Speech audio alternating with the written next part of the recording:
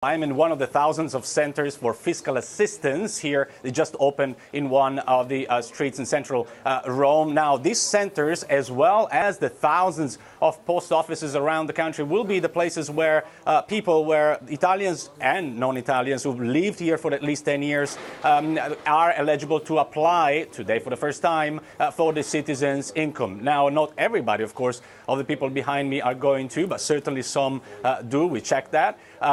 Now, what do we need? You explained already what the requirements are. Well, first of all, you need to essentially live under the line of poverty, which is 780 euro per month here. You need to declare that, and you need to prove that. You should not own a second home that is worth more than 30,000 euro, and you should not have savings if you're a single of 6,000 euros, or if you're a family of 10,000 euros. Now, if you match all of those criteria and several others, for instance, you should not own a motorbike or a car over a certain horsepower and therefore expensive, or any boat. Obviously, if you match all of these complicated criteria, then you may be eligible for the citizens' income, which could be up to 780 euro. As you mentioned, there are conditions. You should attend training to get some skill. You should accept one of the the first three jobs that are offered to you. But here's a problem.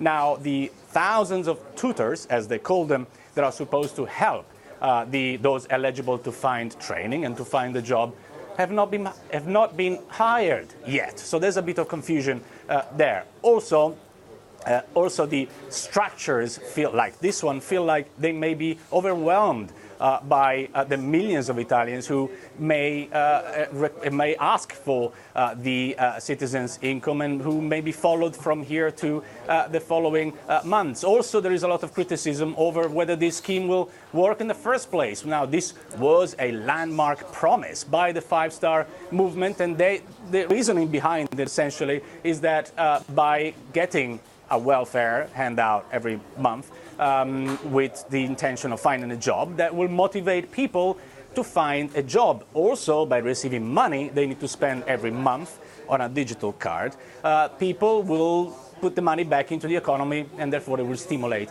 the economy. Those who criticize this scheme say it's not going to work, first of all, because Italy does not have the money. I mean, if 2.7 million Italians, who are the ones that are believed to be eligible for this, will get the money, that will amount to something between 6 to 9 billion euro per year, money that Italy simply does not have. And also, the problem of the training, as I said, well, you need to create a structure that right now does not exist, Janet.